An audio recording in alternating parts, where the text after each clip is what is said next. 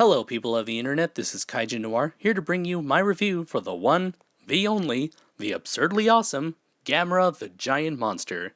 Yes indeed, ever since his debut in 1965, Gamera has been able to escape Godzilla's shadow and has gone on to become Japan's second most famous monster. Today we will be taking a look at the movie that started it all and see how it stacked against its competitors.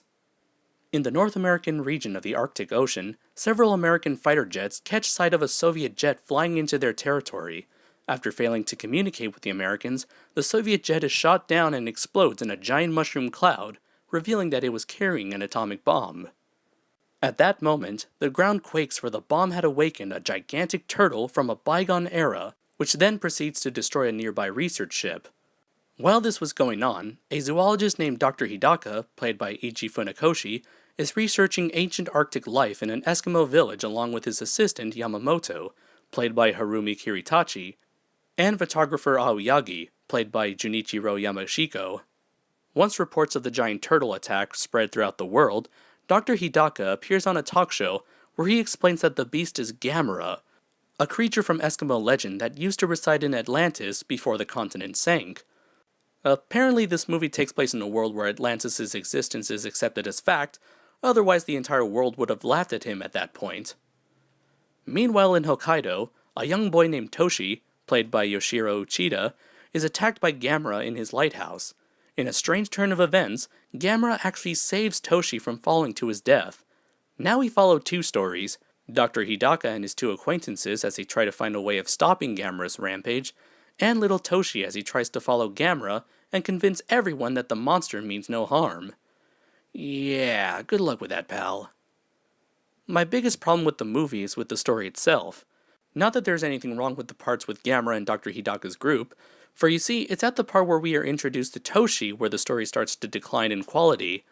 I flat out hate this character. He's annoying, bratty, has no respect for his elders, and on top of that, he's a danger to himself and others around him. It is possible that this is the way that young boys are supposed to act, but he still manages to drag the plot down every time he's on screen.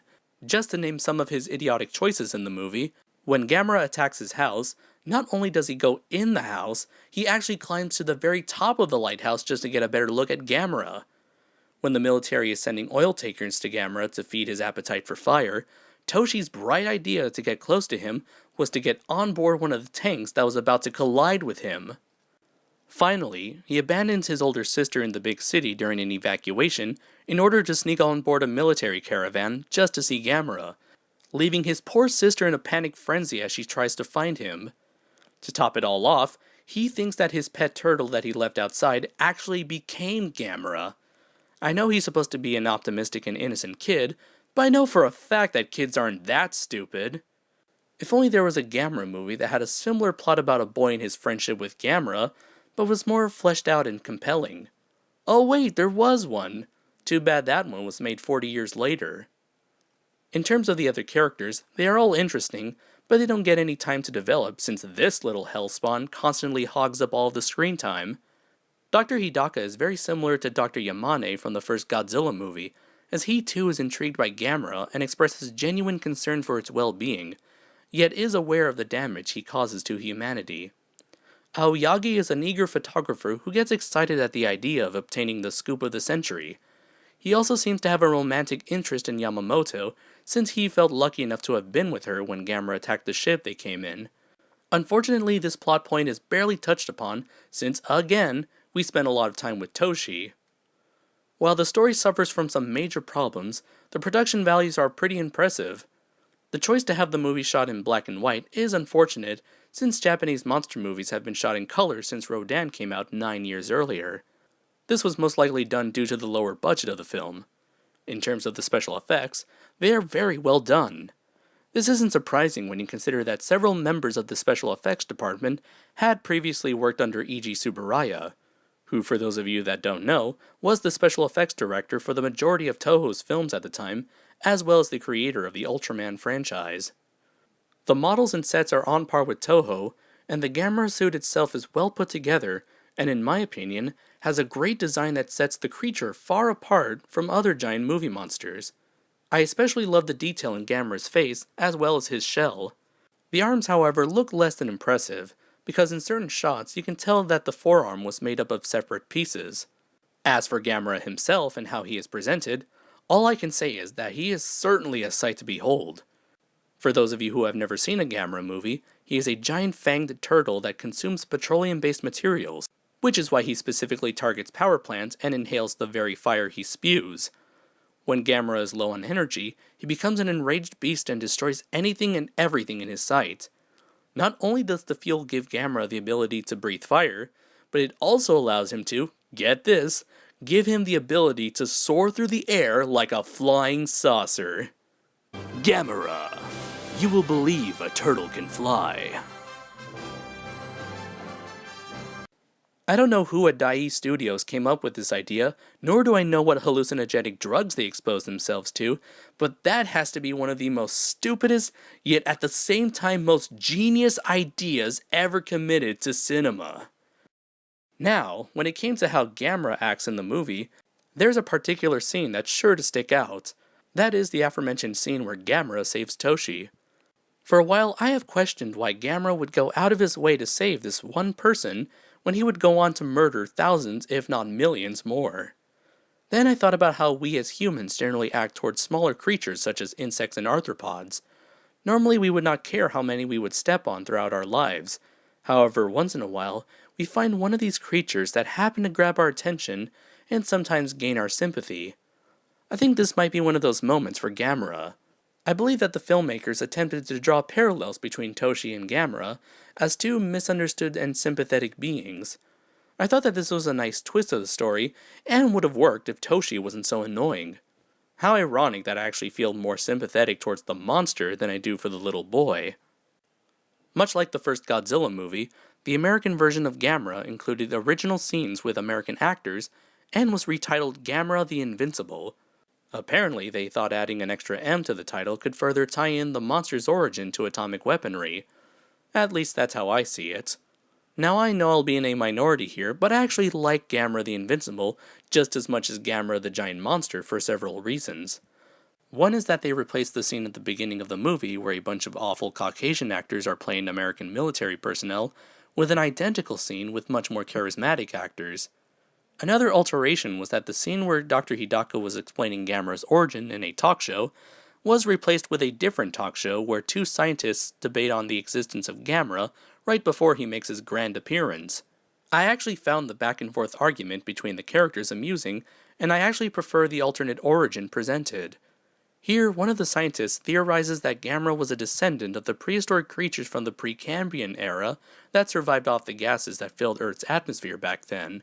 I always felt that this origin was more elaborated on than the Atlantis origin from the Japanese version, and actually sounded more plausible. Finally, a subplot is sprinkled throughout the film which concerns world leaders trying to cooperate with each other and coming up with a plan to dispose of Gamera. This culminates in them finally putting their differences aside as they settle on the plan that was carried out at the end of the movie. I feel that between the three subplots, the one focusing on the world leaders was the most developed out of all of them. Unlike Toshiro's story, I actually cared what was going on. I also felt pleased seeing both the American and Russian representatives overcoming their Cold War sensibilities and finally coming to an agreement. This is unlike the relationship between Aoyagi and Yamamoto, which never really went anywhere. Unfortunately, all of these American scenes detract from the main story that was presented in the Japanese version, and may make this version feel disjointed to audiences. Gamera the Giant Monster is quite a unique specimen. While the scenes concerning Dr. Hidaka and his group were nothing special, the inclusion of Toshi would forever influence the giant monster genre, as many movies, the Godzilla series included, would have their own child protagonist, especially when it came to Gamera's future adventures. Gamera himself is definitely the reason to see this movie, as there really wasn't anything like him before or afterwards. Sorry, Kamibas. While the title monster himself was highly entertaining, it's unfortunate that the story and characters weren't as strong, which is why I bestow upon both Gamera the Giant Monster and Gamera the Invincible a 3 out of 5. Watching this movie was a fun experience, and if you'd like a little strangeness in your kaiju genre, in that B-movie sort of way, then I would recommend giving it a watch, as I would consider this the best of the Godzilla knockoffs. Luckily for you, there are multitudes of ways you can obtain this film. If you want the original Japanese version, there is the DVD made by Shout Factory. If you truly want to experience the absurdity of the film along with the majority of the series, there's the MST3K box set containing all 5 of their Gamera episodes, also released by Shout Factory. These episodes have become my favorite in the series for obvious reasons. You really see how much these comedians genuinely love the original Gamera series. Obviously, each of these episodes are worthy of a 5 out of 5. Keep in mind that the versions the MST3K gang are watching are the infamous Sandy Frank dubs, but that should only make the jokes all the more funny. Finally, for those of you cheap bastards who don't want to spend money on Shout Factory's offerings, but still want to own this film, there are the Bargain Bin DVDs. These feature the ugly-looking public domain versions of Gamera the Invincible. Many of these DVDs contain many other public domain movies, sometimes other Gamera movies. In fact, the first Gamera DVD I ever owned was a collection that contained the public domain versions of the first, second, and strangely enough, the 4th films in the series. Gamera's uniqueness has certainly helped him stand out among other kaijus at the time, and has gained a level of popularity that rivals that of Godzilla's. His popularity was what led to 11 more films, the aforementioned episodes of MST3K, a ton of merchandise, and a slew of parodies and homages in TV, movies, and video games. With that said, hopefully you too can experience the wonder that is Gamera, and have as much fun with his first film as I did. So until next time everybody, take care. I think I'm a clone now. There's